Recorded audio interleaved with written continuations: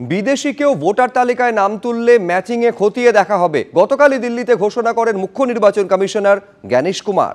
Wrongful inclusion of foreigners, कई बार अगर किसी व्यक्ति ने जो कि हमारे देश का नागरिक नहीं है और आने के बाद अगर उसने कुछ कागज बनवा लिए हैं, तो आपने नोटिस किया होगा जो हमारी प्रेजेंटेशन थी कि सबसे पहले इन्यूमरेशन फेज में हम ये मिलान करेंगे कि 2002, 3 या 4 में आप या आपके वरिष्ठ जो वंश के लोग थे वो कहाँ थे।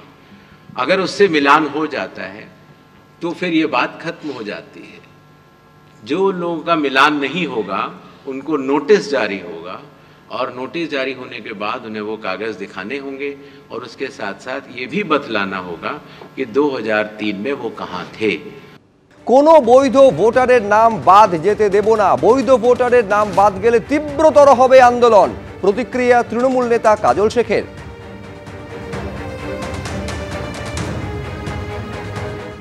2024 নির্বাচনে আমরা কি দেখি, বিজেপির 1.5 ডজন ছিল, সেটাকে 1 ডজন নামিয়ে দিয়েছে বাংলা মানুষ। আবার এসআর করছে, এসআর করে বাংলাকে ধোঁকা দেওয়ার চেষ্টা করছে। বাংলার মানুষের মধ্যে, ভোটারদের মধ্যে একটা ভীতি সঞ্চার করার চেষ্টা করছে, কিন্তু লাভ হবে না।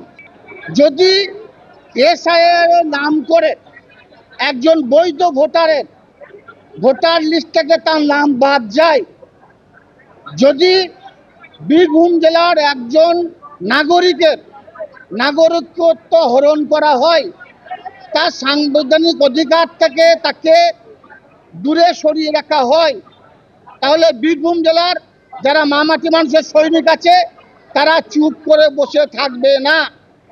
এটা বিজেপির ষড়যন্ত্র, বিজেপির চক্রান্ত সারা বীরভূম তথা বাংলার মানুষ জেনে গেছে।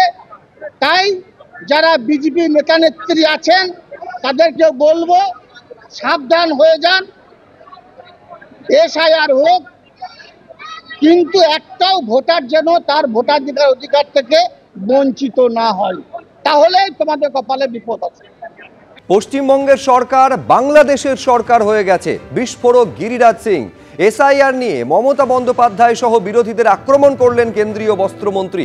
তিনি বলছেন, মুসলিম ভোট ব্যাংকের জন্য কিছু রাজ্য এসআইআর এর বিরোধিতা করছে। ভারতকে ধর্মশালা বানাতে চাইছে বিরোধীরা। পশ্চিমবঙ্গ থেকে অনুপ্রবেশকারীদের আধার কার্ড, নাগরিকত্বের প্রমাণ তৈরি হচ্ছে। ঠিক কি বলেছেন কেন্দ্রীয় বস্ত্রমন্ত্রী, দেখুন।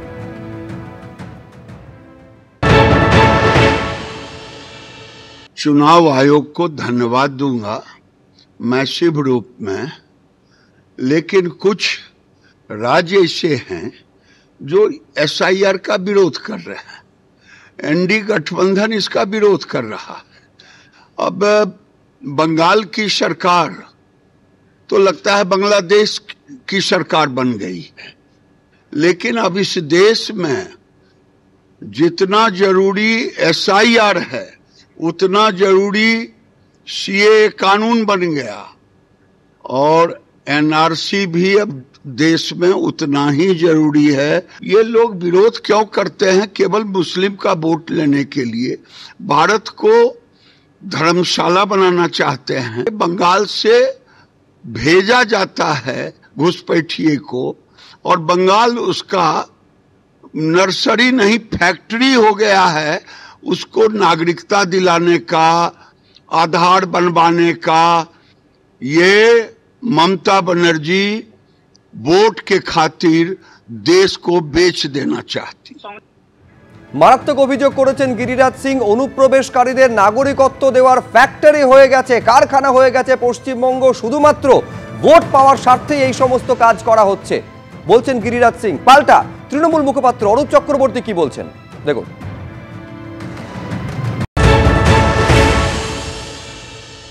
গিরিরাজ সিংহ এর আগে যে রাজ্যে এসআইআর হয়েছে সেই বিহারে কজন মুসলিম অনুপ্রবেশকারী পাওয়া গেছে একটু বলবেন? কজন ঘুষবেটিয়া পাওয়া গেছে গিরিরাজ সিংহ বলতে পারবেন? 7.5 কোটি বিহারবাসীকে লাইনে দাঁড় করিয়ে নাস্তানাবুদ করে 65 লাখ লোকের নাম বাদ দিয়েছে এসআইআর থেকে। কজন মুসলমান অনুপ্রবেশকারী পাওয়া গেছে? পুরোটাই তো একটা মিথ্যের বিনির্মাণ। এই এসআইআর করে মানুষকে লাইনে দাঁড় করাও, মানুষের নাগরিক অধিকার কেড়ে নাও, মানুষের ভোটাধিকার কেড়ে নেওয়ার সমস্ত রকমের অপচেষ্টা করো।